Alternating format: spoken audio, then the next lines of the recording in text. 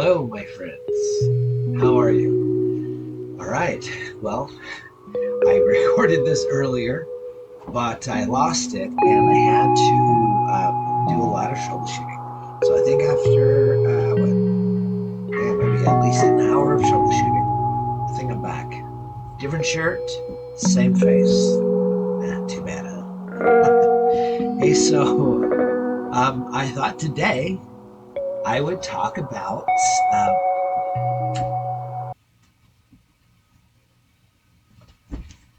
crime and punishment. Oh my goodness, are you in for a treat? This book is the second full length Dostoevsky I've read. In college, I had this opportunity to take a Dostoevsky class. It was on the Brothers Karamazov. I was very interested in taking as many philosophy classes as I could. I went to school as a for my BA. I got my English creative writing, but I wanted to study right with this great professor, Dr. Warren Harbison. If anybody had him, I'd love for you to reach out. We could talk about Warren Harbison. In fact, years later, I I reached out to him and I emailed him and I told him what a difference he made in my life. And he was very polite, and it had been many years, but he's phenomenal. He used to speak in French and stare at the wall and come onto the wall. He was just very exuberant.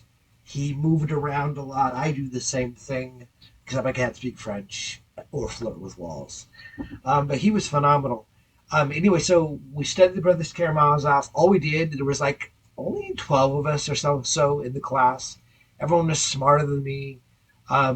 And we wrote papers, and he would grade our papers, and he would give us two grades, like A plus, B minus, um, or A plus, A, sorry, A minus, B plus, right? A plus, A minus, things like that. And I remember the only one class I missed, the one class I missed, he, I heard from other people that he raved about my analysis, and I was not there. So I'll never hear it. Yeah, so today I'm going to read, I'm going to be talking about crime and punishment. Next year, 2025, I have on my to read list on my blog. One of the books I do want to read is Notes from Underground. I attempted that a little while ago, but again, Dostoevsky is not the easiest to get through. The problems with old novels is that they put everything in there. He was publishing serially. Now, you experts out there, Dostoevsky experts. I'd love to hear from you. I'd love to learn from you.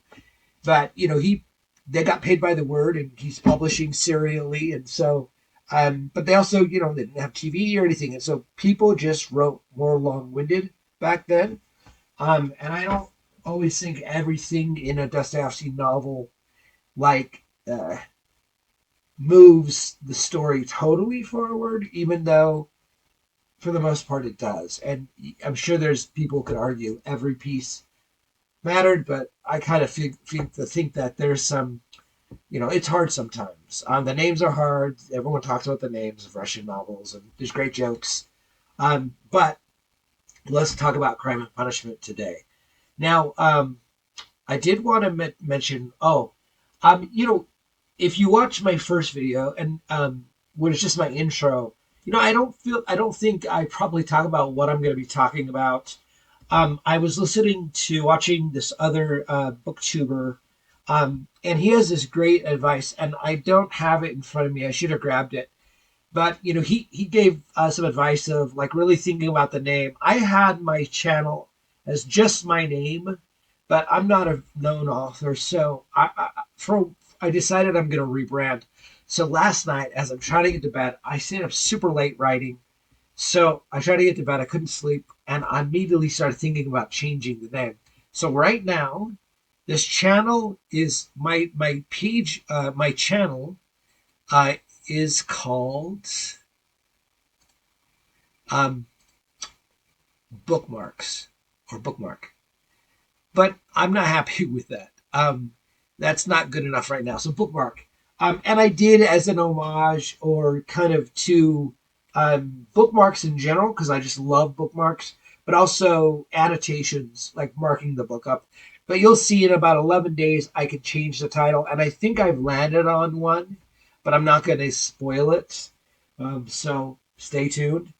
But so I'm working on a novel, and in the novel, there's a lot of themes that things Herman Hesse talks about in his book Siddhartha, and that Dostoevsky's dealing with in Crime and Punishment. And so I finished Crime and Punishment maybe like 3 weeks ago, and I haven't got to talk to anybody about it.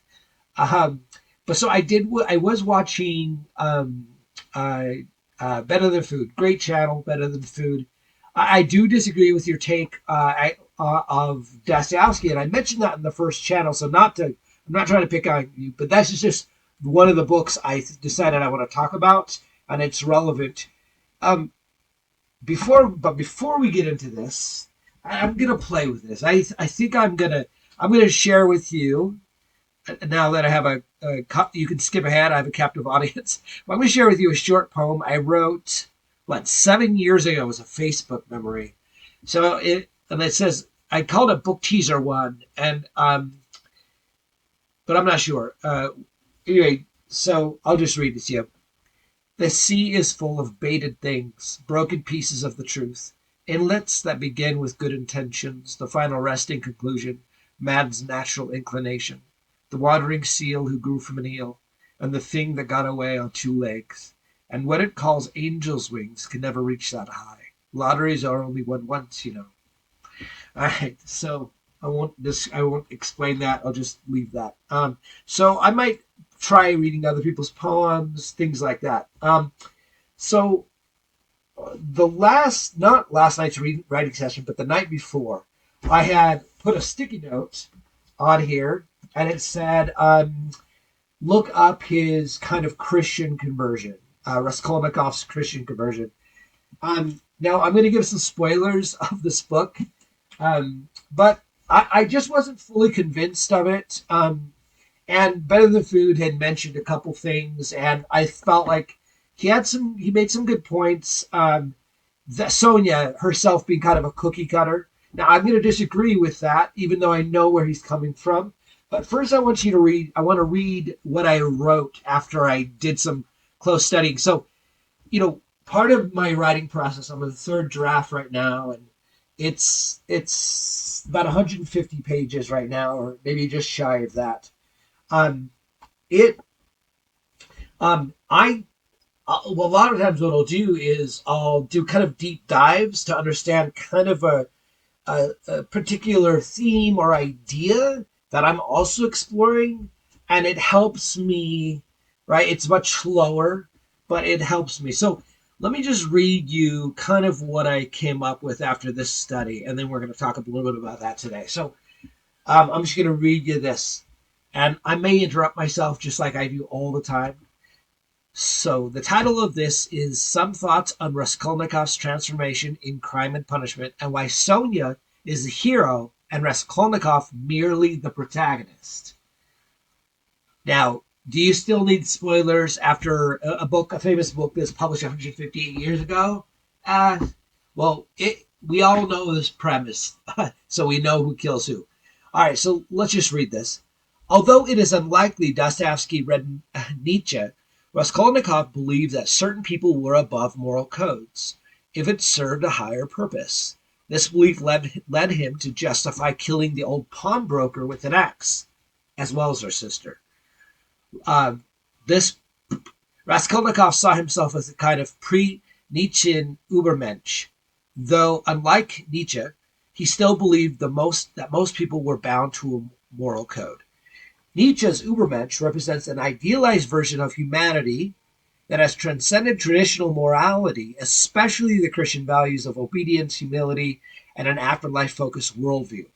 Nietzsche believed these values were life-denying and led to nihilism the idea that life has no inherent meaning, right? So I guess, I could be getting this wrong, but like, you become an Übermensch and then you give life the meaning you want. I think you could take a sci-fi look at this and you could create, right, a utopia, right? We give it meaning for you.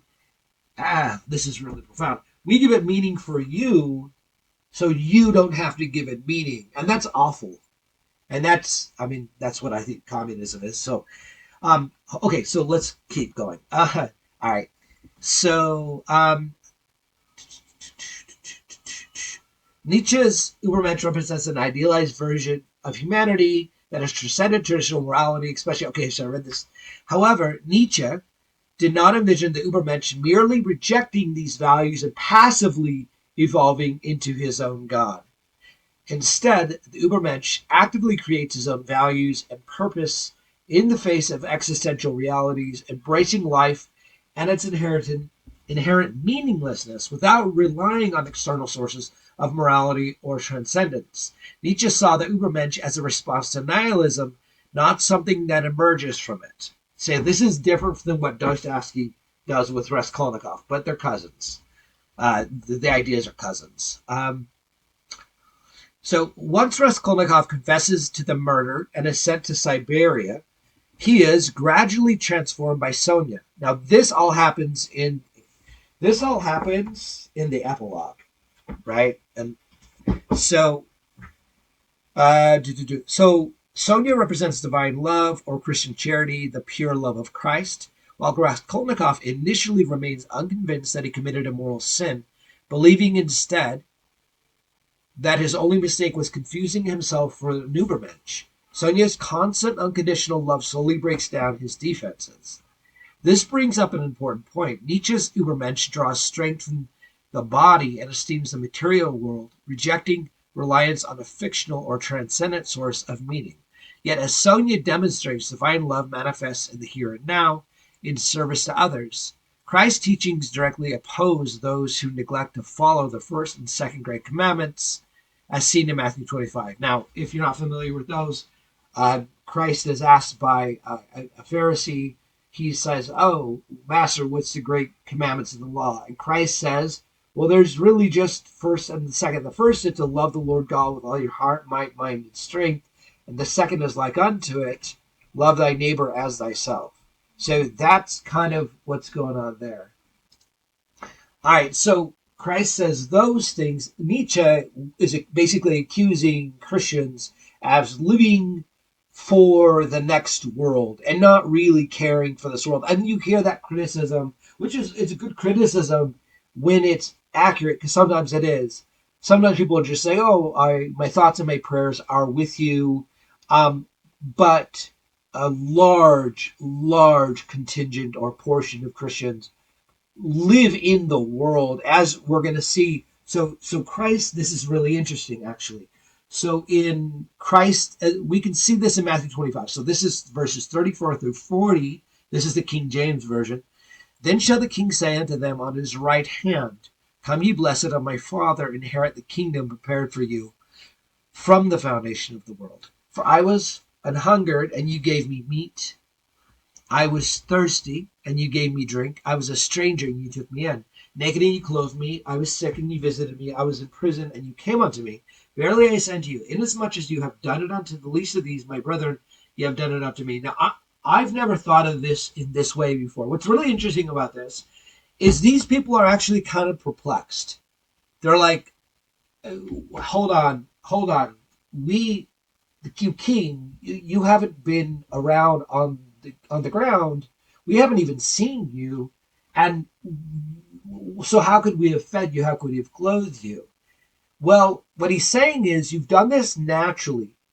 It's a natural outgrowth of your love for me, which is why the first commandment leads to the second commandment. It's a top down. It's not a bottom up, right? This fits the model of what John. We love him because he first loved us. I may have butchered that, but the idea is that this is a natural outgrowth. that's the way it should be, right? Now, even if Christ isn't real in your worldview, he is an archetypal figure, to use Jungian terminology, and um, this is what this is Jung's idea. This is what Jordan Peterson is a Jungian. To a certain extent, he's a Jungian. So this is why a lot of people, Christian and atheist, kind of, well, there's other reasons, but just purely theoretical, this is why atheists and Christians sometimes get mad at Jordan Peterson, because they can't nail him down. They think he's being slippery. But no, he's just taking a very Jungian approach where it's all symbolic and metaphoric. It's not literal, right? So, but either is the Übermensch. The Übermensch is and this idea. Well, this is okay. So the Übermensch is it's a thought experiment, right? Like, it's not based on any reality, and even anything that Nietzsche could have done, because he would have had to, live many years and had many test subjects do this. But Nietzsche went mad. He went insane. Now, I'm not blaming that on, I don't know enough about Nietzsche to say, oh, it's directly related to his philosophy. But this brings us to Raskolnikov. So Raskolnikov did not believe in the Übermensch because he believes that people were accountable to a moral code unless you were an exceptional being. You stood out. You could break all kinds of moral laws. You could kill. You could steal. In order, if it was going to be more beneficial for everybody, the ends justify the means kind of thinking. And this is what he tries out. So he believes it. He kind of casts her as a villain that's good to get rid of, and so he goes. Now, and then he lives it out, and then he's demoralized because he's not an Übermensch. I'll just use the term Übermensch because it's easy. So he's not an Übermensch, so, okay, so I guess I'm not exceptional. Now, I don't know if I close this out, so let's read the last paragraph. Through Sonya, Dostoevsky illustrates that it is only through Christian charity that one can transcend the nihilism of the present world and become a beacon of love and light for those who are hardened and lost. Her influence even extends to the entire prison, confounding Raskolnikov and gradually breaking down his intellectual defenses. Sonya's Christian charity not only redeemed her from the life of prostitution, but it also saved Raskolnikov from the grip of nihilism. Now, it's really important to understand that Raskolnikov had a secondary, what I'm referring to as a secondary Christian conversion, not a primary. He wasn't being converted to Christ. And this is really, really interesting. He is being converted because of Christ. Now that's profound, right? That's really profound. It's almost like this idea of, can you manufacture religion? Now, the Jungians are essentially, Jung, to do a really simplistic overview of the difference between Jung and Freud and Nietzsche, is that Nietzsche and Freud were like, God, there's no God. And this illusion is bad for us. So let's deconstruct the illusion and face life as it is. Now, some people would say, well, that Dostoevsky basically saying, demonstrating that leads to nihilism. What at least Nietzsche is saying is that no, he's not saying nihilism is good, but he's saying that nihilism, that there's meaninglessness, and life is absolutely meaningless, so we have to create our own meaning, and we have to do it by, now this is where I like Nietzsche's critique. He's not cheating like Raskolnikov. He's not saying, well, their Christian values exist, but I just don't. There's just some of us who don't, who aren't. We can be held. We're not held to those. Whereas Nietzsche is like, no, it's just all bunk. It's all garbage. And so we have to create our own values, but we can't rely on Christian values. So we have to create our own. And what would those look like? Will be the Übermensch. And so, but the reason why I say Raskolnikov did not have a direct Christian experience, a transformation experience with Christ himself, is because I think it's pretty obvious. But what wasn't obvious was, oh, Sonya is the hero. Now, Better Than Food mentioned that, like, so Sonya's just a flat character. She's not believable. Now, I kind of thought he had a strong point there, but I'm going to disagree with him now. I think Sonya is a character that, now, um, her psychological development and her motivation, uh, maybe her motivation's there because she believes in Christ and she believes in the Gospels and she believes that that is what can transform you. And she convinces Raskolnikov to repent, to confess, because she knows that there's a better life on the other side of repentance. But her psychological reasons for doing what she does, I'm not sure, but it's convincing enough for me. Also, this book gets very close to Raskolnikov. It doesn't get as close to anybody else. Um, and I could be wrong about that, but it doesn't seem to be that close to anybody else.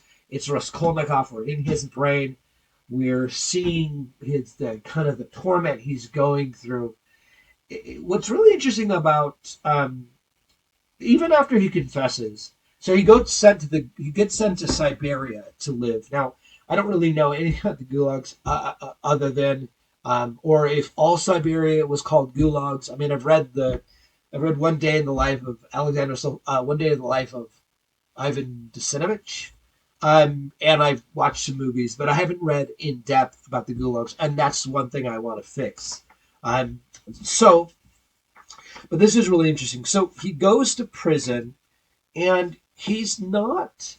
He and Sonya were really close, really tight, really fast. That maybe wasn't as believable for me, but they were really tight, really fast. They bonded over this kind of life of the miserable. She's a prostitute because her family can't afford food. Her dad's a drunk, drinks his life away, doesn't care about his kids. And then Raskolnikov's like a rat who lives in a hole. And he doesn't even know what to do with the cheese when he gets it. He just gives it away, he gives the money away. Um, and so when they bond, he confesses to Sonya that he's the one who did it. Like, he came to a tipping point.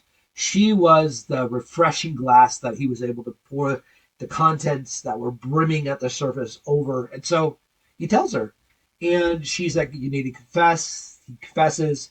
Then he goes to prison, and he is a miserable.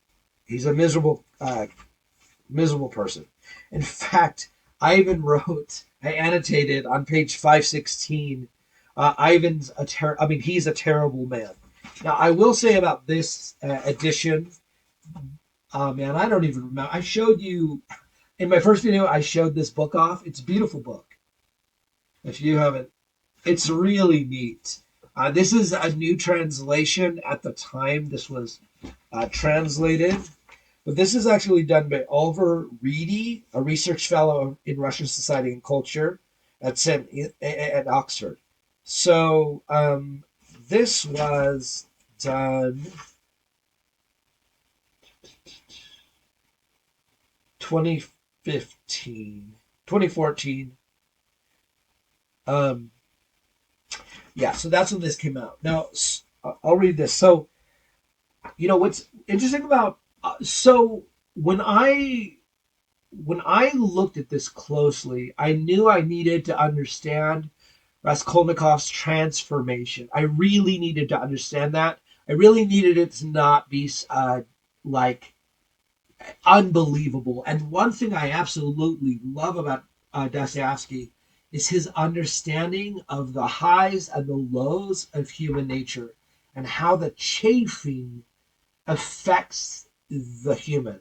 Um, he he's a master at this, and he this is why he's one of my favorites, and he deals with the darkness, right? And one pet peeve of mine as a reader is there are some people. Now, I'm not going to read every book, and I don't think that everyone, but I'm also not going around and, well, here's my point.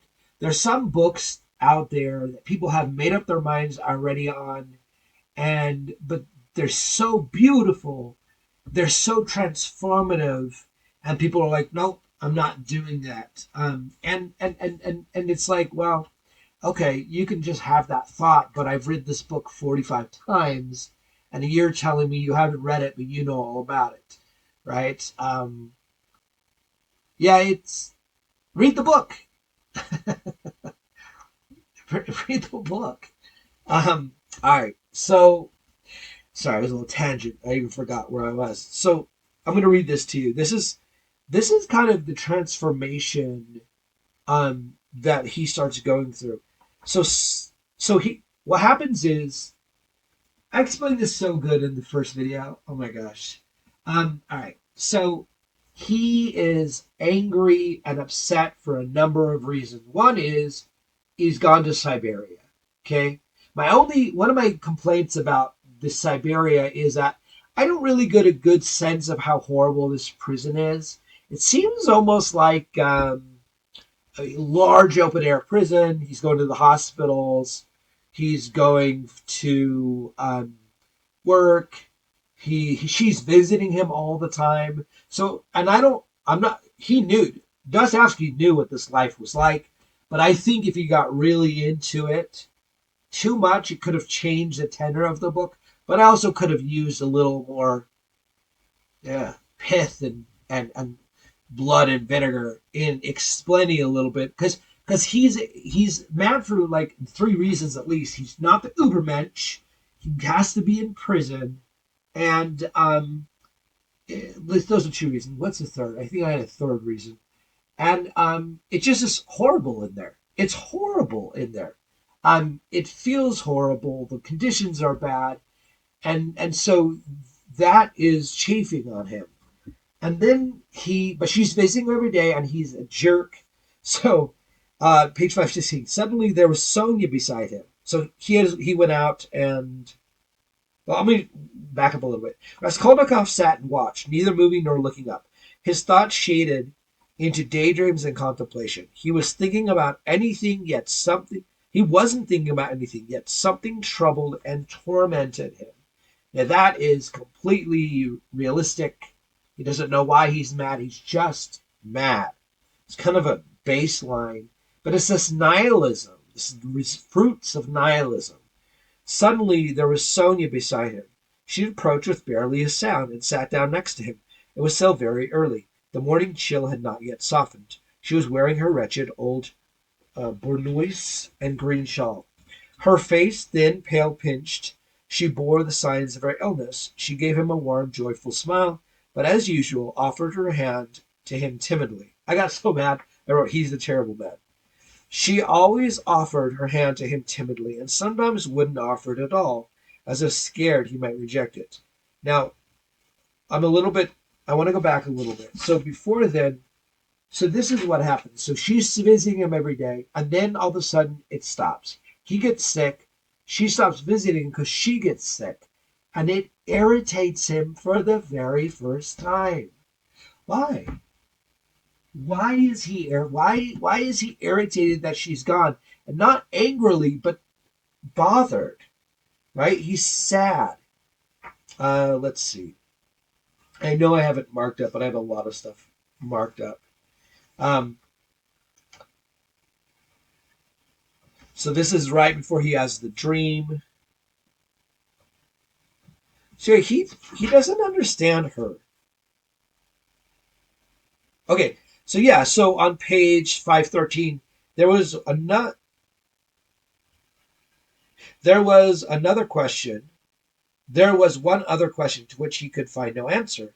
Why had they all become so fond of Sonya? So everyone in the prison. Why had everyone There was a fault. She never sought their approval, and they saw her rarely, sometimes only when they were out working, when she came to him for more than a minute. And yet they all already knew her, knew that she followed him, knew how she lived and where she lived. She gave them no money. I wonder if that may be reference as well to when Peter is walking up the steps and that guy's like, "Do you have any money?" And he's like, "I don't have any money, but I have Jesus Christ." And he tells him to stand up and walk. So maybe. She gave them no money, did them no special favors. Only once at Christmas did she bring alms for the entire prison, pies and white buns. But little by little, closer ties began to form between them and Sonya. She wrote letters for them to their families and posted them. At their request, these relatives, on arriving in town, would leave things for them with Sonya, even money. Their wives and lovers knew her and called on her, and whenever she appeared at the place where Raskolnikov was working, or met a party of convicts doing out the work, they all doffed their caps and bowed. "Dear Sofya Semyonovna, I butchered that. Dear mother, gentle, merciful mother," these coarse branded convicts would say to this skinny little creature.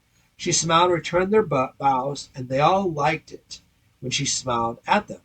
They even liked her gait, turned around to watch her walk away, and praised her.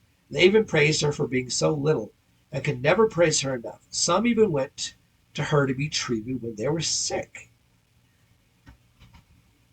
Now, he doesn't understand this. So he talks about Napoleon, and Napoleon in his mind is Übermensch. He's breaking all these moral codes, all these moral laws for a higher purpose. And yet, and he's powerful, right? In his cape. And she is like exactly opposite of Napoleon. She offers them a lot actually. But what she offers them is love. And it has they love it so much. And he doesn't understand why they would love it. If the exceptional man is kind of a standard, shouldn't that be who they look up to? No, they look up to this tiny little pitiful creature that just loves and serves. Okay? So that's the nature that comes to Sonya because of her Christian virtues and values and her beliefs, which is anything but nihilism and is anything but an Übermensch. And so it starts affecting him too. So then he has the dream of the delirious dream, and I'm not going to go into that, even though that's spectacular. It's one of the reasons why I just love this book. All right, so let me skip ahead just a little bit. Okay, a little bit down to 515. He says, for the entire duration of his illness, Sonya had only been able to visit him twice. Each time she had to beg for permission.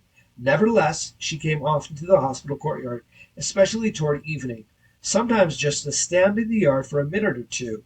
Once towards evening, when he almost completely recovered, Raskolnikov fell asleep. Waking up, he happened to go to the window and suddenly caught sight of Sonya in the distance, by the hospital gates. She was standing there as though she were waiting for something. At that moment, something seemed to pierce his heart.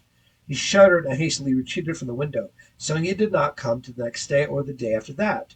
He noticed how anxiously he was waiting for her.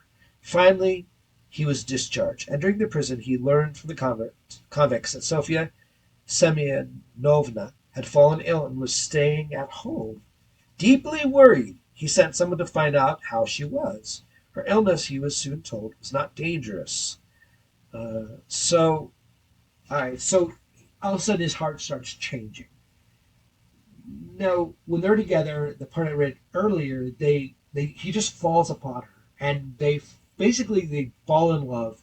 He's open, she's been open, and it's overwhelming, right? That moment of just that powerful, okay, finally, after all of this pent up pressure, so he's ready, he's changed. This is the transformation. When people are born again in in Christianity, our hearts are changed to the heart of Christ, right? So it's a similar thing, but he has not changed his heart is not changed to the heart of Christ. Now, this is really interesting.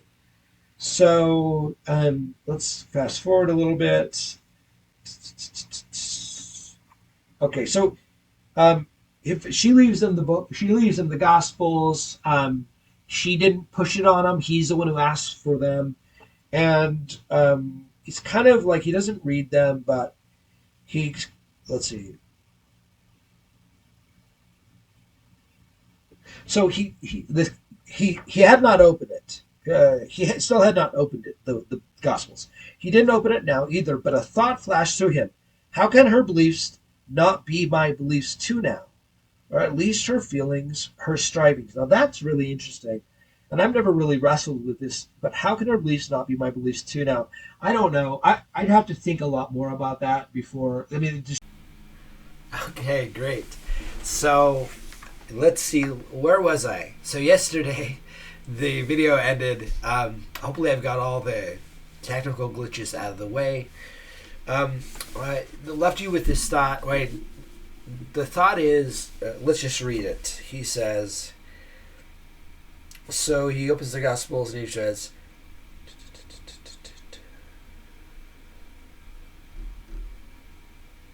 so a thought flashed through him.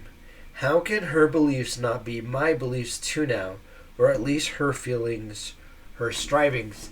This is a very peculiar theme.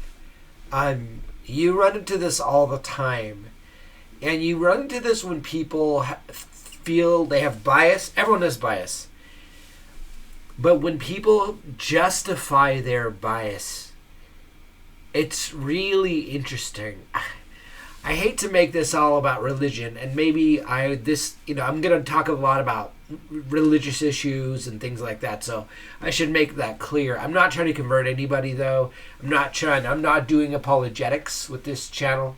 I promise that's not the point of this. Really, the point of this my channel is to talk about books and to talk about ideas that are contained within books. And, Dostoevsky is considered a Christian existentialist, and plenty of people know that. But when we're talking about Dostoevsky, we're talking about kind of Christian themes. So he says, "How could this woman, her thoughts, not be my thoughts?" This is interesting because at first I said, "Look, I'm not sure I know what this means," but actually, I was in the middle of explaining it because I think I have a take on this when the video died. So let me get back on track. So, I think what he's saying here is that, that Sonya is a product of her thoughts. Right? So thoughts lead to action. There's a great book, I think James Allen, As a Man Thinketh. But thought precedes action. And I'm sure there's some philosophers who have delved deep into that, but I believe that to be true. Subconscious thought or conscious thought. I think that precedes all action. And so her actions are her being. Right? That's how you know somebody. Not by what they say, but what they do. Right? That's your character. What do you do in the face of, trivial situations, or what do you do in the face of very difficult situations, right? So I think we all kind of know that. But what he's saying is, this is a woman who's transformed, or who embodies the love of Christ, right? So he doesn't read the Gospels. He's actually not interested in the Gospels. This is what's really fascinating about Raskolnikov. The more I think about it, it's so intelligent what Dostoevsky is doing here. Man, he was a smart fellow. So, and he's like, look, how can her beliefs not be my beliefs too now? Or at least her feelings, her strivings. Okay, so that's really interesting. So it goes from beliefs, and then he's like, no, not beliefs, but at least feelings and strivings.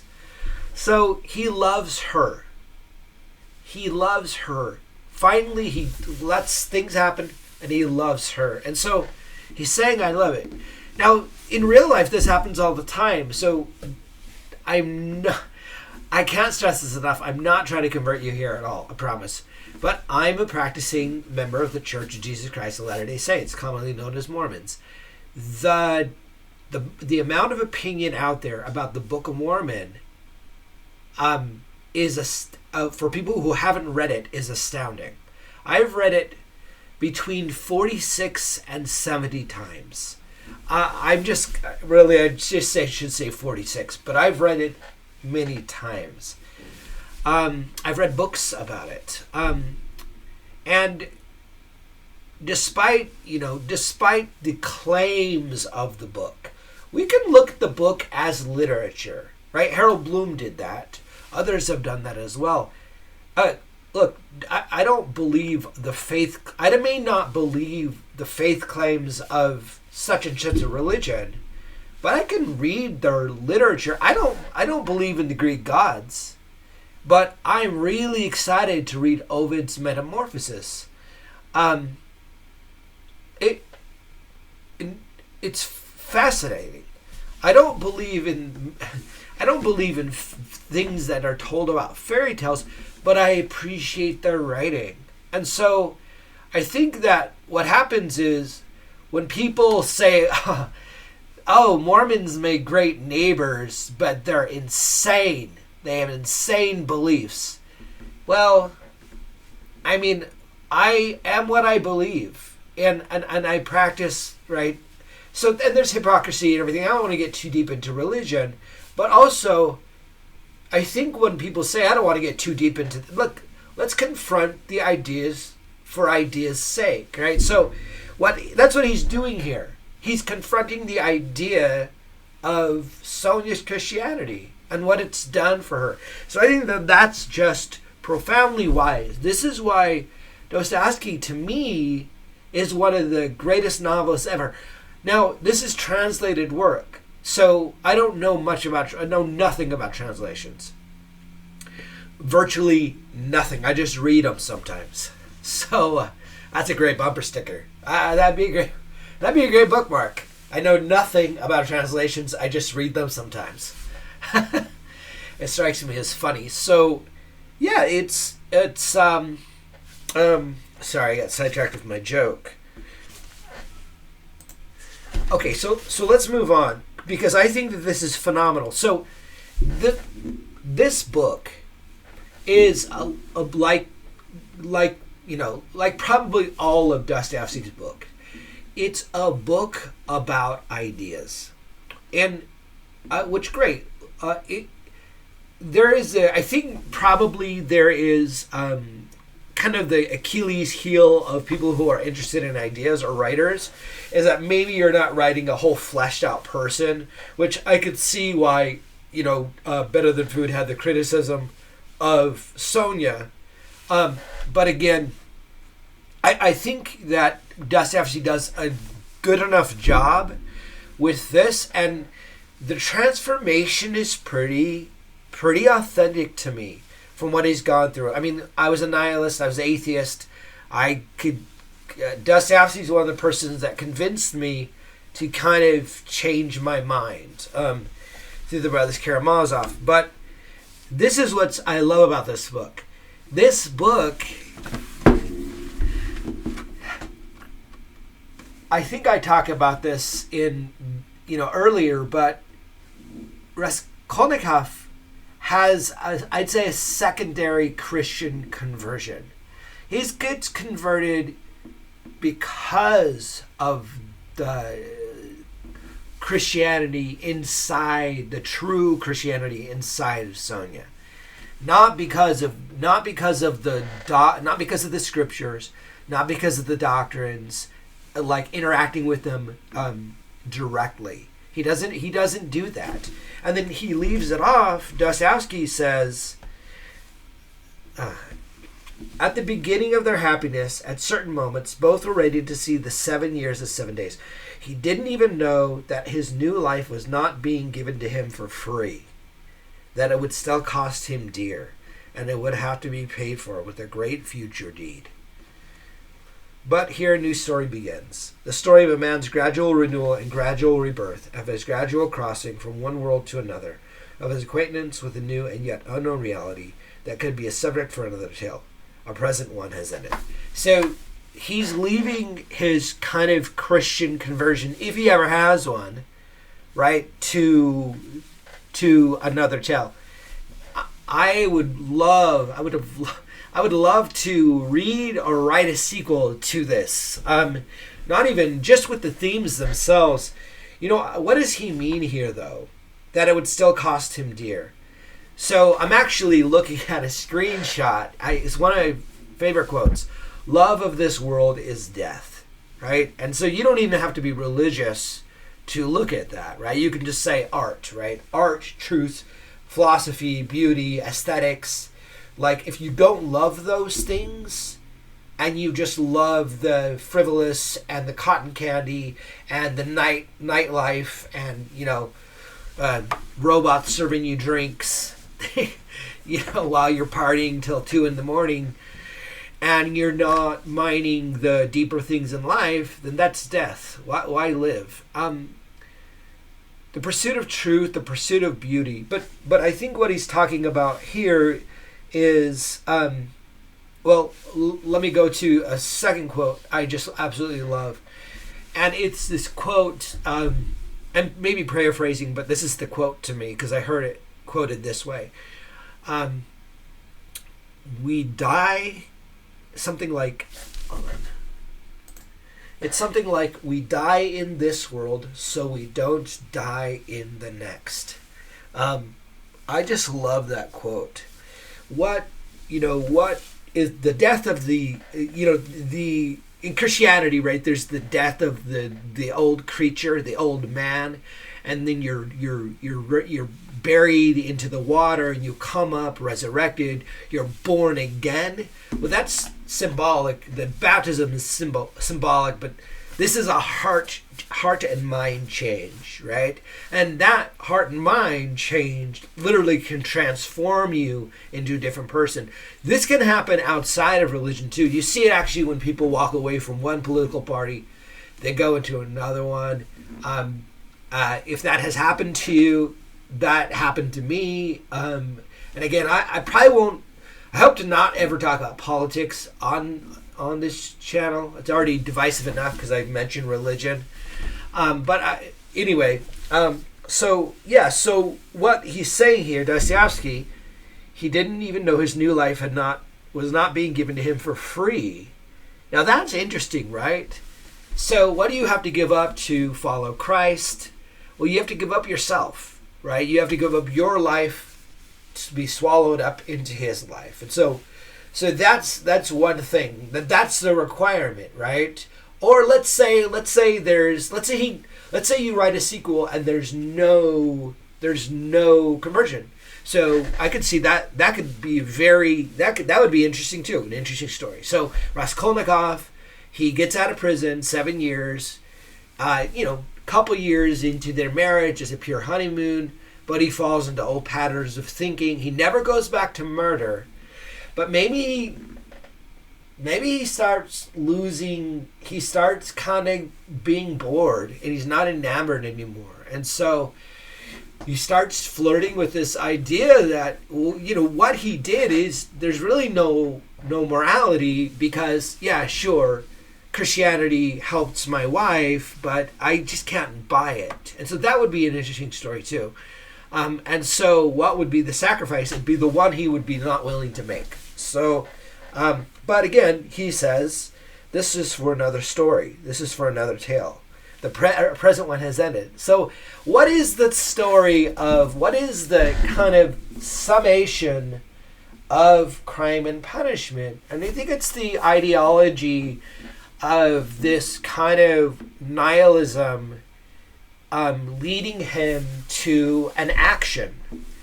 And then the idea of Christ's, like, even though they don't specifically say it, the gospel is not based on Lazarus. That's not the gospel of Jesus Christ. It's a part of it. But so what is it? It's not a resurrection that that makes Sonya love. It's the selfless sacrifice of Christ. And so that leads to altruism, leads to kind of charity, selfless love, which breaks down philosophy and sophistry and nihilism. There's no rebuttals for absolute love, right? I mean, if you've lived long enough, you're going to see that, right? If you love somebody, I mean, if you even I had a baby 8 months ago. Well, my wife had the baby, but when I saw him, oh my gosh, it rewired things. It gave me a scales dropped from my eyes, and my heart just is full all the time now, where it wasn't before. This has nothing to do with the theme that I'm talking about, but when the first time I held him, I was rocking him. I was listening to Pink Floyd's "Welcome, My Son, Welcome to the Machine," and I'm listening to it loud, and I'm rocking him kind of maybe too fast, because he's hooked up to machines in the NICU. He was there for a week. He's fine now. But so I love Crime and Punishment. And it's like, right? What can overcome crime? What can overcome punishment? Right? You need justice.